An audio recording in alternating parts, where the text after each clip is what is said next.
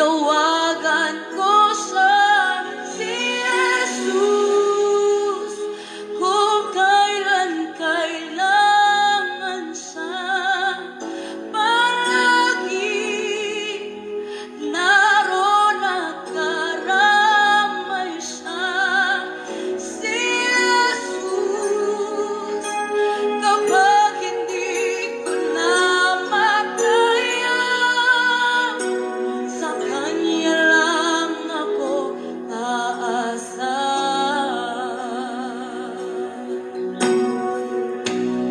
Kahit pilitin ko, puso ko'y maging matibay.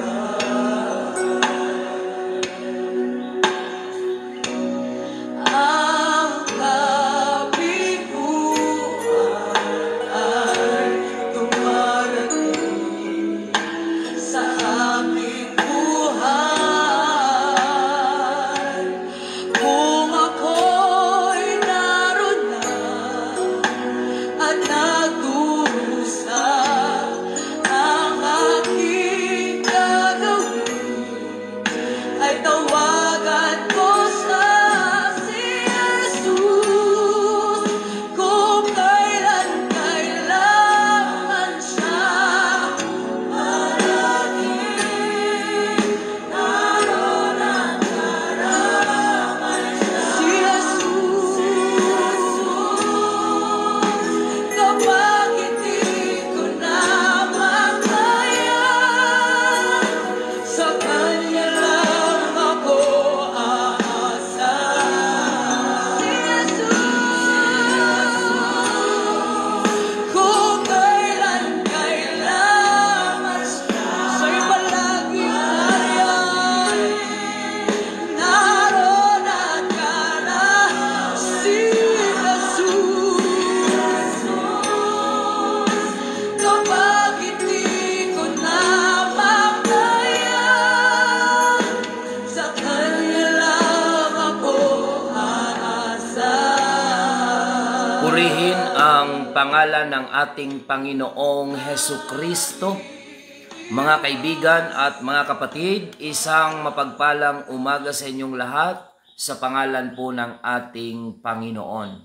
Sa awiting inyong napapakinggan ay muli pong sumasa inyo ang programang Si Jesus ang Buhay na Pag-asa. Ngayon po ay araw ng Biyernes at salamat po sa Diyos sa panibagong umaga na ipinagkaloob po sa atin sa magdamag na pag-iingat at kapahingahan.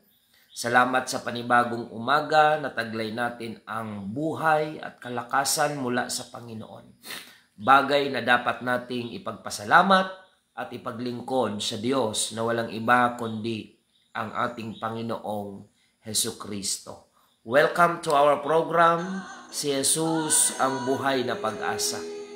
Ito po ang inyong lingkod, Pastor Randy Rosare ng United Pentecostal Church, Bulan, na bumabati po sa inyo at nag-aanyaya na sa loob ng isang oras tayo po ay muling magsama-sama sa isang banal at makabuluhang pag-aaral ng mga salita ng Diyos.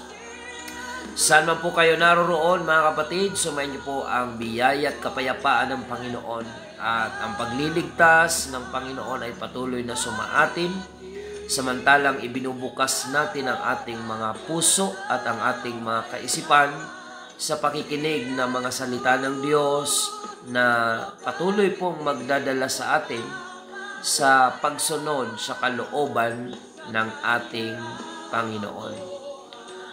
Welcome to our program mga kapatid, Si Jesus ang Buhay na Pag-asa. Sa mga viewers natin online, paki-share lang po ng ating episode ngayong umaga upang marami pa po ang maabot ng salita ng Panginoon. At sa lahat ng mga kapatiran sa UPC Bulan Church, sa tatlong congregation na ating pinangangasiwaan, good morning po sa inyong lahat mga kapatid. Ang ating congregation dyan sa UPC Magsaysay Bulan, pagpalain po kayo ng Panginoon. Ang ating congregation dyan sa UPC Santa Remedios Bulan, pagpalain po kayo ng ating Panginoon mga kapatid. ang ating congregation dito po sa UPC Iquirino, Bulan. Pagpalain po kayo ng Panginoon, mga kapatid. At sa lahat ng mga taga-subaybay natin sa frequency ng Newgen FM 100.7, sumainyo po mga kapatid ang biyaya ng ating Panginoon. Salamat po sa management ng Newgen FM na patuloy po nating kapartner sa pagpapalaganap ng salita ng Diyos dito po sa bayan ng Bulan at maging sa buong probinsya ng Sorsogon. Sa mga nais pong magpaabot ng mga mensahe, maaaring yan ay prayer request, testimonies, mga kapatid, o kaya nais nyo marahil padala ng mga katanungan, o kaya request ng Bible study schedule, pwede po kayo mag-text sa 0951-932-0038. 0951-932-0038. Yan po ang ating contact number, mga kapatid. Purihin ang pangalan ng Panginoon. At sa ating pong mga kapatiran, ngayon po ay araw ng Biyernes, may mga schedule po tayo ng Bible study. Mamaya, alas 3 ng hapon, may Bible study po ang inyong lingkod, dyan po sa Barangay Aguinaldo, Coastal Barangay ng Aguinaldo, Bulan. Pagpalain po ng Panginoon dyan, sina Sir Josie, Brother Nilo, at Brother Danny, ang Roque family, i-bless po kayo dyan ng Panginoon. At lahat ng mga nakapakinig dyan ng Word of God sa lugar po ng Aguinaldo, we invite you to join again our Bible study mamaya pong alas 3 ng hapon. Diyan po sa katabi ng eskwelahan, elementary school, kina Sir Josie, Sir Lenny. Ayan, pagpalain po kayo dyan ng ating Panginoon. Patuloy po tayo, mga kapatid. At ganun din po, mamayang alas 4 ng hapon, may Bible study po dyan sa Barangay Biton, Magallanes. Ayan, sa Labini family. Pagpalain po kayo dyan ng Panginoon.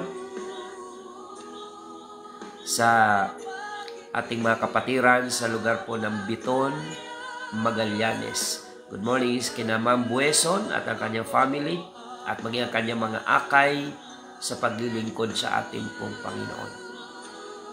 Ang schedule ng ating mga pagsamba this week, mga kapatid, ay batch by batch po tayo. Araw ng Sabado, dyan po tayo sa congregation ng UPC Magsaysay Bulan, alas 6:30 ng umaga, araw ng Sabado. At dito naman po sa UPC Iquirino, Bulan, araw pa rin ng Sabado, alas 8 ng umaga. At ganun din, mga kapatid, pagdating ng araw ng Linggo, ang ating pagsamba ay dyan po sa UPC Santa Remedios, Bulan, alas 7 ng umaga. So yan po yung ating mga schedule ng gawain ng ating pong Panginoon. To God be all the glory. Patuloy po tayo sa ating programa, mga kapatid. Sama ng loob.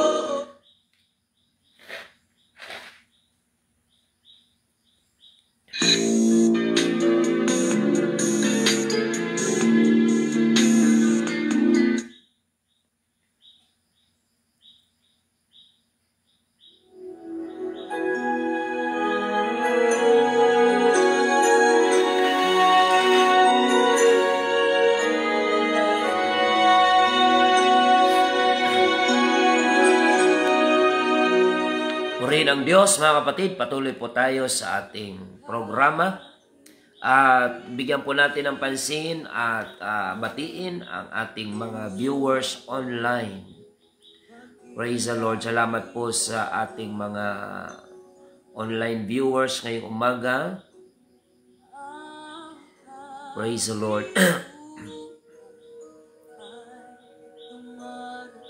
Good morning kay Brother Andy Orozco. Thank you for watching. Sister Evelyn Valencia Punsalan.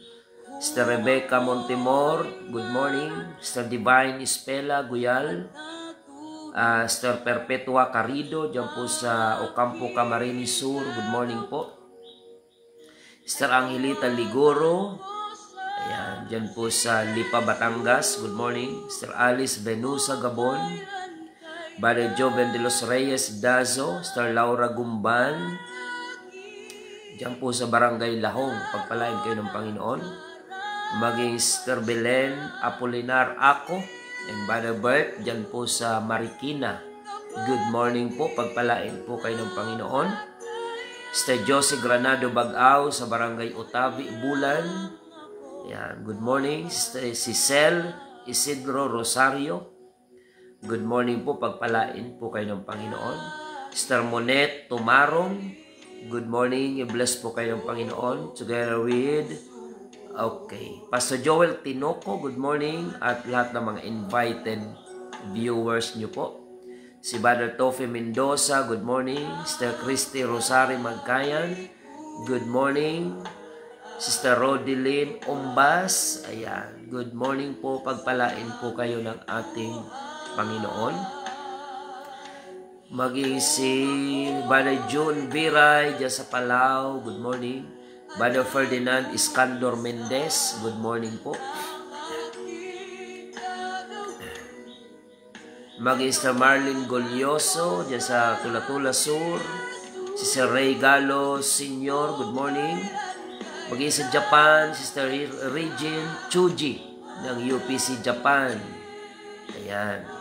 So, sa mga OFWs po na gustong mag-Bible School online, ay mag-inquire po kayo sa page ng Bible School, Bicol Evangelism School of Theology, or tinatawag yan na BEST.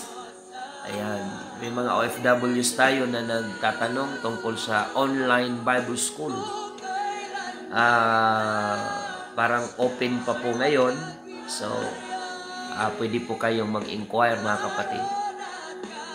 O kaya hanapin nyo lang po si Pastor Rani Cometa.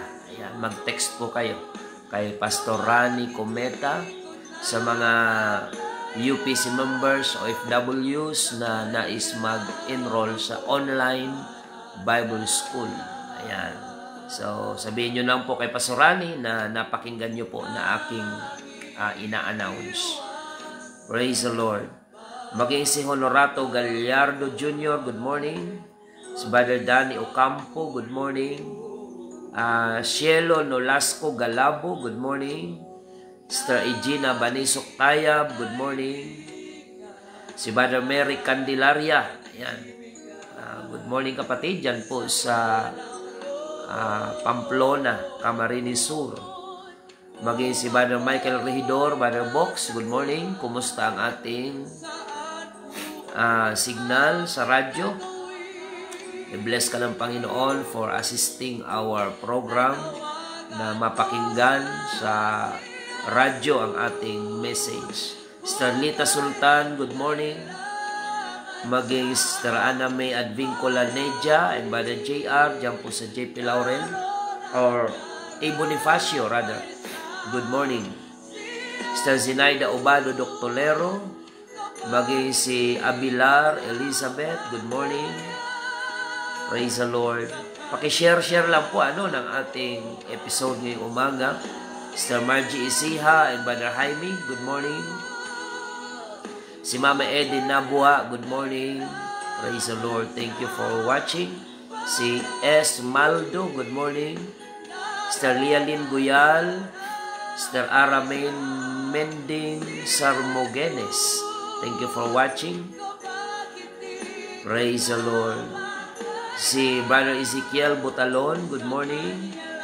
Sister Maria Fe Botores Pantas, good morning po. Pagpalain kayo ng Panginoon. Maging Sister Eleanor Giocado sa Pasig, good morning po. Brother Felipe Iscresa, good morning. And Brother Serafin Akiwo, good morning. And Sister Nanette, And Sister Agnes, dyan po sa Daganas, and Brother Jason and family. Si Juden Culiao, good morning watching. Okay, hindi nabanggit ang lugar. Si Jennifer Sonido Gutierrez, good morning.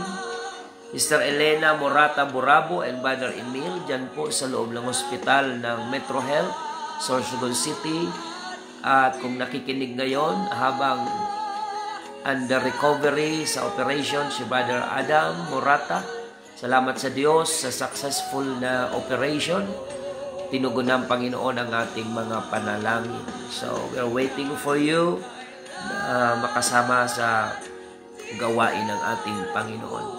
Sister Marilyn Erasga Beltran, good morning. Sister Maricho Albao sa Masbate. Sister Gemma Guelas, Sister Beth Angeles. Ayan, good morning po.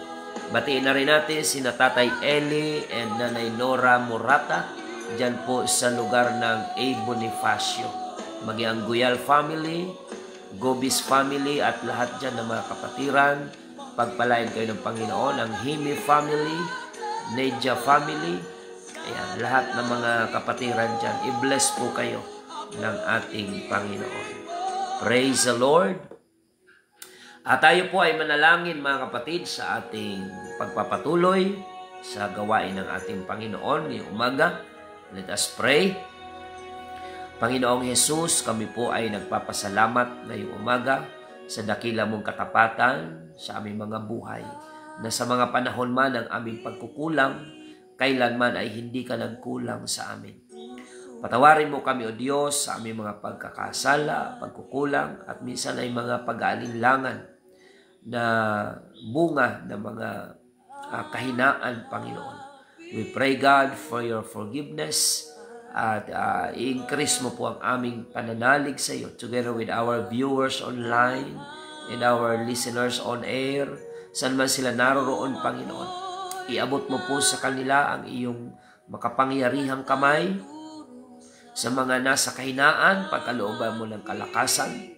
Sa mga naliligaw ng landas, ay muli mong ipanumbalik, Panginoon, sa iyong banal na paanan. At nalangin po namin, O Diyos, ang mga may taglay na karamdaman sa umagang ito, pagkalooban mo po ng kagalingan. We pray, God, for complete healing and recovery. Si Brother Christopher Guhar, diyan po sa JP Laurel, na bunga ng pagka-aksidente ay nagkaroon ng fracture ang kanyang kamay, ang buto. We pray, God, for the complete healing right now in the name of our Lord Jesus Christ. And complete recovery also for Brother Adam Morata after ng operation sa kanyang ulo. We pray, God, na patuloy mong tulungan na makarecover completely at patuloy na ipagkaloob mo po ang mga pangangailangan ng pamilya, lalo na pagdating po sa mga pinansyal na pangailangan sa ospital. Salamat sa katugunan, Panginoon, sa dalangin na yung mapanganib na operasyon ay iyo pong sinamahan. At dalangin namin, O Diyos, ang mga nasa banig ng karamdaman ngayon na nakikinig sa radyo, patuloy mo, O Diyos, na iabot sa kanila ang iyong makapangyarihang kamay at bigyan mo ng pagkakataong makapaglingkod sa iyo. Ang mga nasa nakaratay sa banig ng karamdaman, pagalingin mo, Panginoon, upang magkaroon ng pagkakataong ikaw ay paglingkuran. At dalangin namin, O Diyos, magligtas ka na marami namin mga kababayan. Ang mga banal mong salitang aming ipaglilingkod sa umagang ito ay kasihan mo po nawa ng iyong banal na espiritu upang ang kalooban mo sa buhay ng bawat nakikinig ang siyang maganap, Panginoon. In the name of Jesus Christ, we pray for the salvation of more souls who are listening and watching right now to this program. Patuloy mo kaming samahan. Cover your servant with your holy blood, with your precious anointing, Panginoon, upang ang kalooban mo ang mahayag at hindi ang aming mga sarili.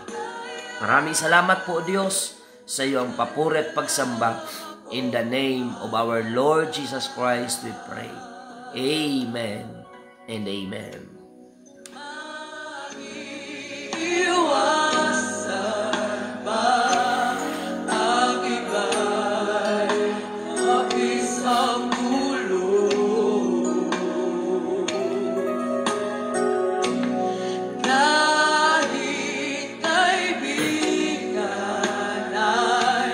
Praise the Lord mga kapatid. Patuloy po tayo sa ating programa. And by this time mga kapatid, tayo po ay dadako na sa continuation ng ating tinatalakay kahapon. Buksan natin ang ating banal na kasulatan mga kapatid. Dito po sa aklat ng Mateo. In the book of Matthew, in chapter 13, okay? Patungkol pa ito doon sa mabuting binhi, mga kapatid, na tumutukoy sa salita ng ating Panginoon. Ngayong umaga habang kayo po ay nakikinig, mga kapatid, ang inyong lingkod sa pangangaral ay kahalintulad ng manghahasik o magsasaka na naghahasik ng binhi.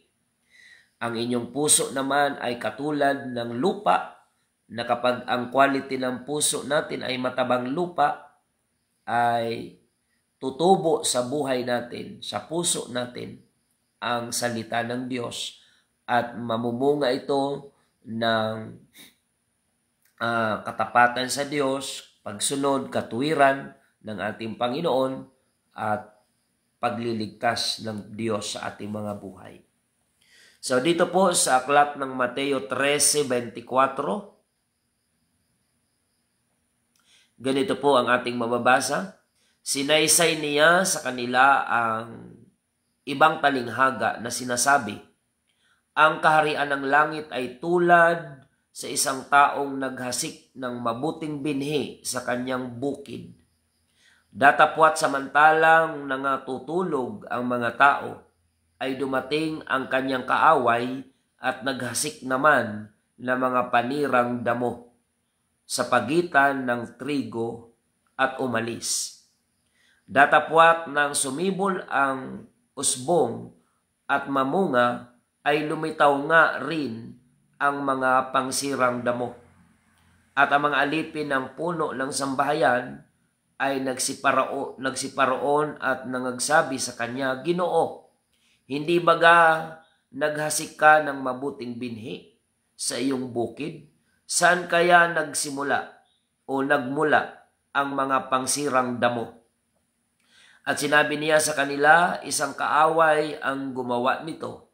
At sinabi sa kanya ng mga alipin, ibig mo baga na kami ay magsiparoon at ang mga yaoy pagtitipunin? Datapwat sinabi niya, huwag, baka pag tinipon ninyo ang mga pangsirang damo, ay inyong mabunot pati ng trigo.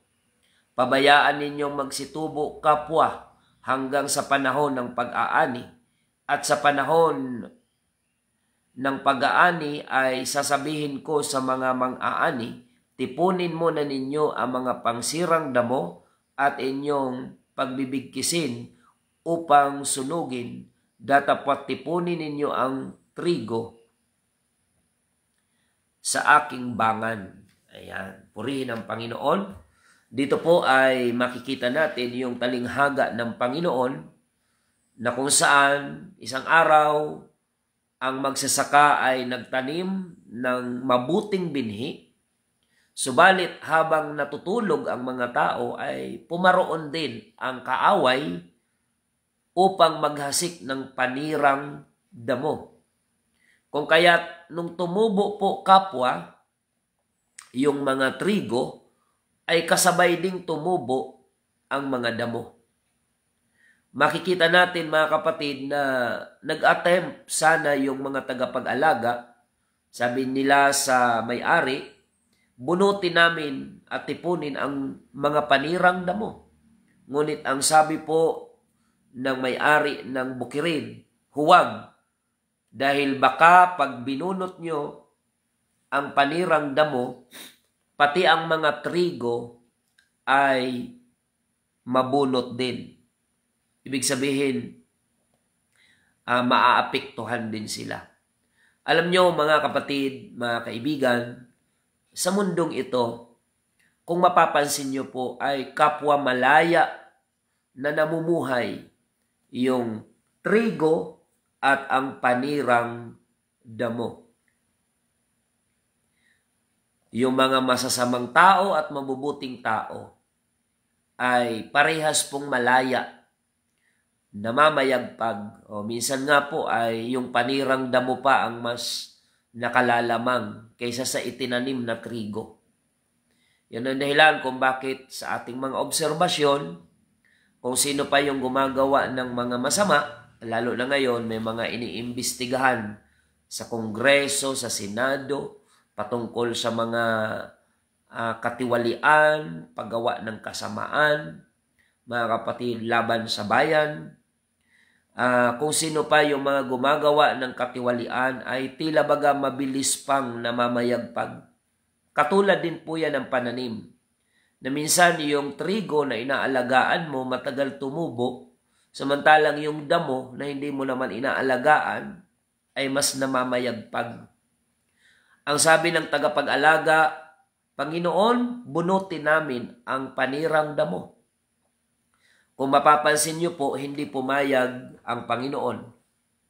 Sapagkat ang sabi ng Panginoon, baka maapektuhan ang trigo kapag binunot niyo ang damo, yung panirang damo. So mga kapatid, sabi ng Panginoon, pabayaan niyo sila kapwa tumubo. Ibig sabihin, binigyan ng Panginoon ng laya yung trigo at panirang damo na kapwa tumubo, kapwa mamunga. Subalit pagdating ng anihan, doon ang panahon na sila ay paghihiwalayin. Ang sabi ng Panginoon, sa panahon ng pag-aani, ang mga trigo ay iipunin sa kamalig, subalit ang mga panirang damo ay iipunin upang sunugin. So, ang mundong ito, mga kapatid, ang ating mundong ginagalawan, kapwa namamayagpag kung mabuti kang tao o kung masama kang tao, parehas yan may karapatang mabuhay sa mundong ito. Subalit, mga kapatid, pagdating ng paghuhukom, doon natin makikita yung pagkakaiba. Kaya huwag po tayong mawala ng pag-asa na maging mabuti at masunurin sa Diyos, na kahit sa gitna ng sitwasyon na para bang yung mga gumagawa pa nga ng masama ang tila mas nangingibabaw, parang damo sa trigo, mga kapatid, na mas nauungusan pa nga ng damo yung mga pananim. Pero ano sabi ng Panginoon? Sa panahon ng pag-aani, doon paghihiwalayin. Ang mga trigo ay iipunin sa kamalig, subalit ang mga panirang damo ay iipunin upang igatong at sunugin. Kaya naman mga kapatid, mapalad po kayo kung ang quality ng inyong puso na ngayon ay hinahasikan ng Word of God ay kagaya ng matabang lupa. Huwag nating hayaan na mamatay ang binhi ng salita ng Diyos sa ating mga puso na ngayong umaga ay inihahasik sa atin. Habang ang pangangaral na ito ay ating napapakinggan, mga kababayan, mga kapatid, tanggapin nating may kagalakan ang binhi na itinatanim sa atin, ang salita ng Diyos. Na ito, kapag tinanggap natin, mga kapatid, ng buong puso, tutubo ito, mamumunga ng pagsunod sa Panginoon, mamumunga ng katuwiran at kabanalan mula sa Panginoon, at sa huli, sa araw ng paghukom, katulad tayo ng trigo na titipunin at dadalhin sa kamalig ng Panginoon, simbolo ng kaligtasan, at yung mga panirang damo ay titipunin din upang igatong sa apoy ng impyerno. Kaya mga kapatid, huwag tayo magdamdam sa Panginoon kung sa mundong ito, kung sino pa ang sumusunod sa Diyos, sila pa yung inuusig, inaalipusta, nire-reject, para bang trigo na napapangibabawan ng mga panirang damo. Huwag tayong ma-intimidate, mga kapatid, sa mundong ito because this world is not our home. Somewhere beyond the blue, the Lord is preparing for us a place for us, better place for us, mga kapatid. Compared to this world na maraming kapighatian. Sabi po ng Panginoon, in this world, we shall have tribulation. At dapat nating matanggap ang katotohanan na yan, na sa mundong ito ay may mga kapighatian ang mga mananampalataya ni Kristo. Sapagkat hindi tayo taga rito sa sanlibutan, mga kapatid. Ang ating pagkamamamayan ay doon sa langit at mula doon ay hinihintay natin ang pagbabalik ng ating Panginoon. Looking for that blessed hope and the glorious appearing of our great God and Savior, Jesus Christ. Now, bigyan natin ng pansin, sino ang naghasik ng panirang damo? Ang sabi ng Bible, ang kaaway. Alam nyo po, kahit araw-araw na napapakinggan nyo ang mga positibong salita ng Diyos, hindi natin maikakaila na pagkatapos ng programang ito, ay marami din tayong pwedeng mapakinggan ng mga negatibong bagay sa paligid po natin. Yan po ay katulad ng mga panirang damo. Anything na naririnig mo na nagpapahina sa iyong pananampalataya sa Diyos na natututunan mo sa programang ito, ay katulad po yan ng panirang damo na inihahasik ng dyablo upang inisin ang salita ng Diyos o mabuting binhi na iyong unang tinanggap. So kaya nga mga kapatid, early in the morning, naririnig nyo po ang programang ito. Ang pananaw ko sa buhay, bago pa kayo makapakinig ng mga murahan, bago pa kayo makapakinig ng mga siraan, ang aking pananaw sa buhay ay mas magandang mauna na inyong marinig ang salita ng Diyos. Kaya nga kahit ito man ay sakripisyo on our part, na napakaaga yung programa, pero mini-maintain po namin na ang early morning program ay magpapatuloy dahil bago pa kayo makarinig ng mga discouraging na salita sa paligid, ay dapat mauna na po na mapakinggan nyo ang mabuting balita na naman ang inyong maranasan sa buong araw na ito ay hindi nyo dapat kalimutan na mahal po kayo ng Diyos.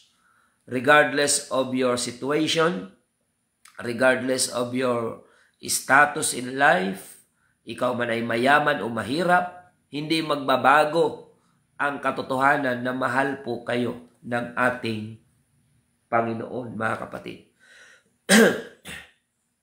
At yung katotohanan na yan, huwag nating hayaang matabunan ng mga panirang damo ng mga negatibong bagay sa ating paligid.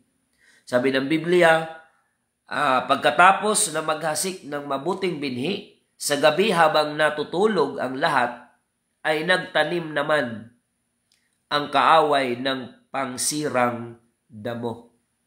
Kaya mga kapatid, dapat mas makapenetrate sa ating puso, isip at kaluluwa ang binhi, ang salita ng Diyos.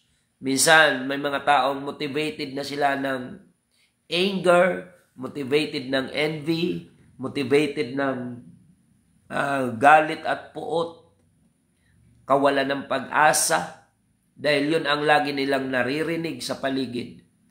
Pero nais ng Panginoong baguhin ang ating pananaw sa buhay, na anuman ang iyong pinagdadaanan, let me tell you, brothers and sisters, that there is hope in the name of our Lord Jesus Christ. Regardless kung ano man ang upbringing natin sa buhay, hindi magbabago ang katotohanan na mahal po tayo ng Panginoon. Pinatunayan niya po yan sa krus ng Kalbaryo 2,000 years ago. Siya po ay nag-alay ng buhay doon po sa krus ng Kalbaryo upang tubusin ang ating mga kasalanan. Siya ay namatay upang tayo mabuhay. Siya'y nagdusa upang tayo ay lumaya. Siya'y nasugatan upang tayo ay gumaling, mga kapatid. By His stripes, we are healed.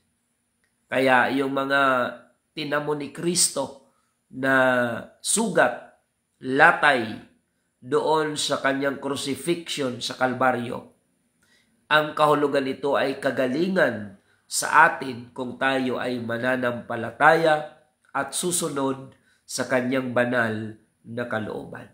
So wag natin payagan na tumubo yung panirang damo. Kasi mga kapatid, kahit blessed na blessed ka sa Word of God, pagkatapos ni Pastor magprograma, maririnig mo mga kapitbahay, nagmumurahan, nagchichismisan, nagsisiraan. Mga kapatid, kung hindi tayo maging aware, kung hindi tayo maging maingat, mamamatay ang binhi at ang maiiwan ay ang panirang damo sa ating isip, sa ating puso. Kaya mga kapatid, maging matalino tayong tagapakinig. Paano ba, Pastor, maging matalinong tagapakinig ng salita ng Diyos?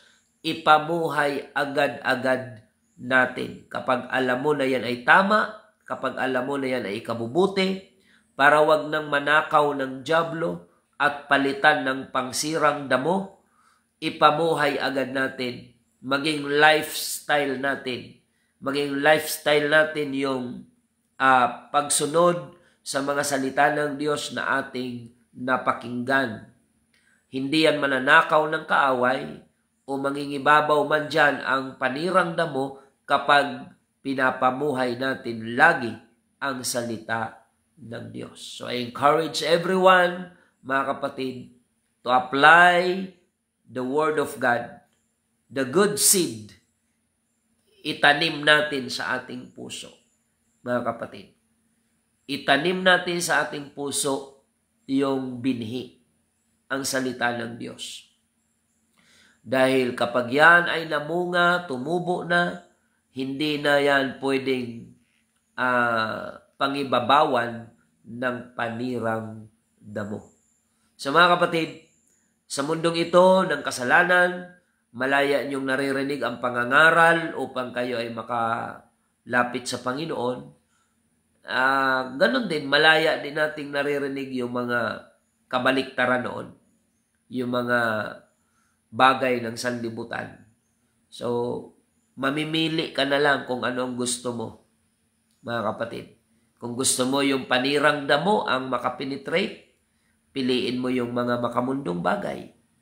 Kung gusto mong ang salita ng Diyos ang mangibabaw, piliin mo. Kasi parehas natin yan naririnig araw-araw. Yung Word of God, malaya mong naririnig. At yung mga makamundong salita, mga bagay ng sanlibutan, malaya din nating naririnig. So anong gagawin dapat, Pastor? Piliin mo na lang kung alin sa mga naririnig mo, yung ikabubuti mo, yung ikalalapit mo sa Diyos, at yung ikapagtatagumpay mo. Hindi lahat ng ating naririnig sa paligid ay dapat mag-epekto sa atin. Hindi po. Pipili ka lang kung ano ang iyong napapakinggan na gusto mo pong mag-epekto sa buhay mo. Yung mga kasinungalingan sa paligid, too much politics, at mga siraan dito, siraan doon. Lahat ng mga bagay na makasanlibutan, malaya natin yung naririnig sa paligid, pero piliin natin yung salita ng Panginoon. Kasi yun po ang magdadala sa atin sa katuwiran ng Diyos, sa kabanalan, at sa pagbabalik ng Panginoon, sa kaligtasan at buhay na walang hanggan. Purihin ang Diyos, mga kapatid, at nawa ay napaalalahanan po tayo, mga kapatid, sa pagkakataong ito. Parehas po natin yan malayang mapakinggan. Subalit, kung pipiliin natin ang salita ng Diyos, the good seed, at ang quality ng puso mo ay good soil, Pag nagtagpo yung mabuting binhi at yung matabang lupa, wow, ang ganda ng resulta. Yung binhi ay makakabuelo para tumubo ng maganda at makaka-penetrate yung ugat niya nito sa loob at sapat ang lupa upang magbigay ng nutrient, mga kapatid, sa pananim. So, ang salita ng Diyos ay hindi magkukulang, mga kapatid. Sa lahat ng panahon at sa lahat ng sitwasyon, ang salita ng Diyos ay laging applicable sa ating pong mga buhay. Ikaw ay pinagpapala, kailangan mo ang salita ng Diyos to guide you, to maintain your blessing. Ikaw ay sinusubok, kailangan mo ang salita ng Diyos to empower you to overcome your trials. Ikaw ba ay nasa kapighatian? Mas higit mong kailangan ang salita ng Diyos. Sapagkat maraming mga tao ang kapag nasa kapighatian ay tila baga reasonable ng gumawa ng masama dahil sila ay nasa kapighatian at kahirapan ng buhay. Mapalad po tayo kung sa gitna ng mga kapighatian, ang pinipili pa rin natin ay ang sumunod sa kalooban ng ating Panginoon. So, salamat po sa inyong pagsubaybay, mga kapatid. Nawa ang salita ng Diyos sa umagang ito ay maging liwanag sa ating mga buhay at sa ating mga kaisipan. Huwag tayong mapagod na nakikita natin parang ang hirap sumunod sa kalooban ng Diyos dahil ang mga tao sa mundo ay parang nagpapatianod na lang sa agos ng sanlibutan. Huwag tayong magpatangay sa agos ng sanlibutan, yung trend ng sanlibutan. Magkaroon tayo ng stand, kagaya po ni Joshua, nung ang mga Israelites ay nagpapatianod sa pag-alinlangan. Ang sabi ni Joshua, "As for me, choose you this day whom you will serve. But as for me and my house, we will serve the Lord." Napakagandang statement po yan ng isang taong may magandang leadership. Si Joshua, leader siya ng pamilya, and at the same time, leader siya ng Israel. Sa mga ama ng tahanan ngayon na nakikinig, gamitin nyo ang inyong authority and leadership para pangunahan ang inyong pamilya na maglingkod sa Panginoon. Kung ang lahat ng mga tatay ng pamilya ay pangungunahan ng kanilang pamilyang paglingkuran ang Panginoon, imagine kung gaano ang maidudulot nitong kabutihan sa bawat tahanan, pamilya, sa komunidad, at maging sa ating bayan at sa ating bansa, mga kapatid. So, ginamit ni Joshua ang kanyang leadership upang mag-take ng stand. Ang mga Israelites ay patumpik-tumpik, nag-aalinlangan during his time.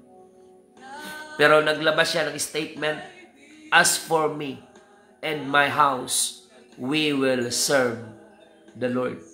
Yan ang kailangan ng Diyos ng mga ama ng tahanan, mga leaders, na kahit nakikita mo na ang paligid ay nagpapatianod sa kasalanan, ikaw na tatay ng tahanan, ikaw ay magte-take ng stand for the benefit of your family. "As for me and my house, we will serve the Lord." Kung ang mga nakikita natin sa mundo, patianod sila sa agos ng sanlibutan, dapat may tumayo na leader. Ikaw man ay nanay o tatay, o young people na mayroong malakas na pananampalataya, kagaya ni Joshua. Mga kapatid, hindi siya nagpatianod lang sa gusto ng masa. Nag-take siya ng stand. Kung ang Israel ay magpapatumpik-tumpik, pumili kayo. Pero sa ganang akin at ng aking sambahayan ay maglilingkod kami sa Panginoon. "As for me and my house, we will serve the Lord." So maraming salamat, mga kapatid. So huwag tayo mag-alala sa mga panirang damo.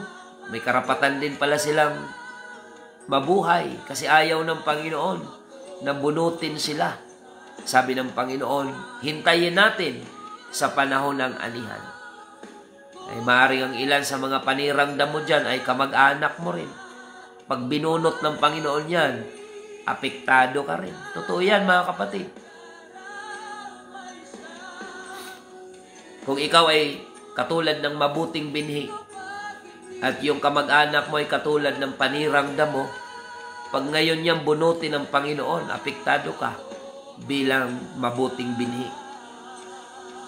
Kaya sabi ng Panginoon, huwag mo nang bunutin, hayaan mo na sila kapwa. At sa panahon ng pag-aani, doon sila paghihiwalayin. Kaya minsan sa pamilya, naglilingkod ka na sa Panginoon, kung sino pa yung kapamilya mo, yun ang uusig sa'yo. Minsan katabi mo yung panirang damo. Na pag yan ay binunot ng Panginoon agad ngayon, apektado ka bilang trigo. Kaya sabi ng Panginoon, hayaan natin sila na kapwa tumubo. Sapagkat sa panahon ng pag-aani, ang mga trigo ay ititipunin sa kamalig at ang mga panirang damo ay titipunin upang igatong sa apoy.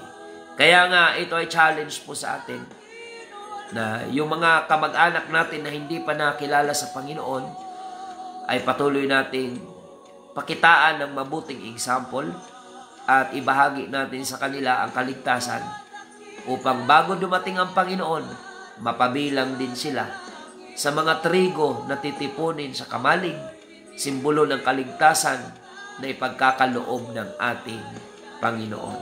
To God be all the glory. So yan po ang ating natalakay ngayon, mga kapatid. Nawa ay may natutunan po tayo, mga kapatid, na aral at ipamuhay natin ang salita ng ating Panginoon. Tayo po ay manalangin sa ating pansamantalang pagtatapos, mga kapatid. Dakilang Diyos, maraming salamat po sa salita mo na aming natunghayan ngayong umaga patungkol po sa panirang damo at sa trigo na hinayaan ng Panginoon kapwa tumubo, ngunit sa pag-aani doon paghihiwalayin. Ito ay sumisimbolo sa mundong aming kinalalagyan ngayon na maging ang masama at mabubuting tao ay malayang na mumuhay. Na kung minsan pa nga may mga panahon na yung mga gumagawa pa ng masama, sila pa yung tila namamayagpag sa mundong ito. Dalangin namin, Panginoon, palakasin mo ang mga espiritual na buhay ng iyong mga anak upang hindi namin kainggitan ang masamang pamumuhay, kundi bagkos ay amin pong ma-enjoy ang katuwiran mo at kabanalan sapagkat nalalapit na ang iyong pagbabalik. Ang lahat ng itinanim ng tao ay siya namang aanihin. Panginoon, dalangin po namin ang lahat ng nakinig ngayong umaga. Nawa ay makakonect at makarelate po sila sa paksang ito na aming pinag-aralan. Na habang may pagkakataon, ang lahat ng nakaunawa ngayong umaga ay magpasyang ikaw ay piliing paglingkuran habang may buhay, habang may lakas, habang may pagkakataon. Dalangin din namin ang kompletong kagalingan, ipagkaloob mo kay Brother Christopher Guhar, complete recovery mula sa pagka-aksidente sa motor, yung kanyang buto na nagkaroon ng fracture sa buto, sa kamay. We pray God for complete healing. At ganoon din si Bad Adam Murata after ng operation sa ulo. We pray God for complete healing and recovery and financial provision sa kanilang buong family, Panginoon. At ikaw po ang patuloy na tumawag sa kanilang buong pamilya upang sama-samang maglingkod sa iyo. Maraming salamat, Panginoon, lahat ng mga nakinig ngayon sa frequency ng radyo at nakasubaybay sa online Facebook Live. Pagpalain mo po, Panginoon, patnubayan ng iyong kapangyarihan. Ito po ang aming samot dalangin, O Diyos, sa pangalan mo, Panginoong Jesus, na aming nag-iisang Diyos at tagapagligtas. Amen and amen.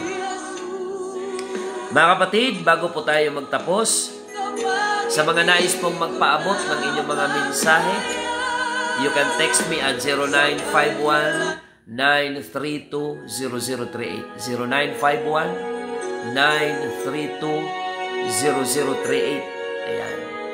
At ang ating mga schedule ng gawain, ngayon po, Biyernes, mamayang alas 3 ng hapon, may Bible study po ako dyan sa Barangay Aguinaldo, Bulan.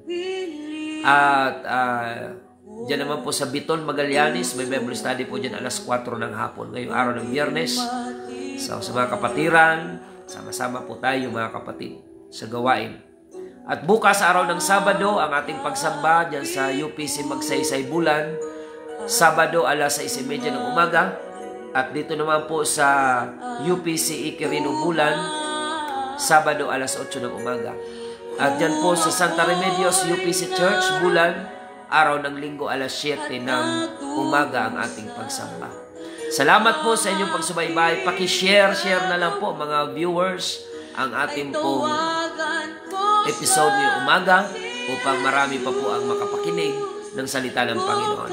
At sa lahat ng mga OFWs nating mga kababayan sa iba't ibang bansa, good morning po sa inyo o evening, anuman ang inyong oras dyan, sumainyo po ang pagpapala at biyaya ng ating Panginoon. Maraming salamat po.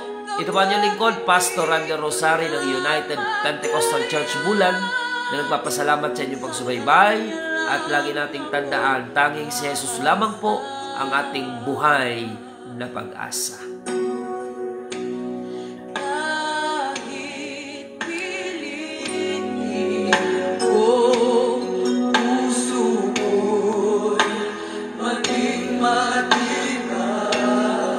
Morning kay Brother Joseph Goso diyan po sa Pulot at sa inyong buong family.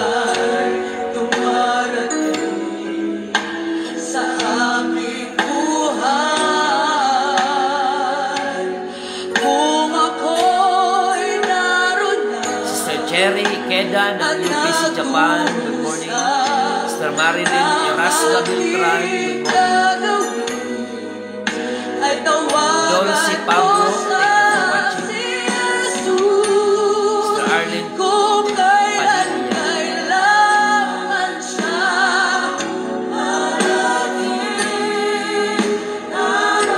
Okay, share lang po natin mga kapatid.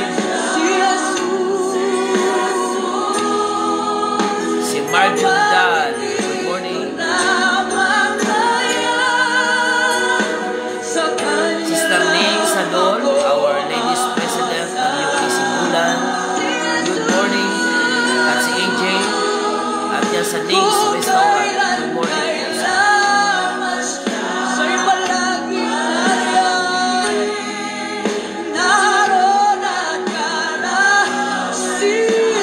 Kay Josie Dain Luna, good morning. Thank you po, God bless everyone.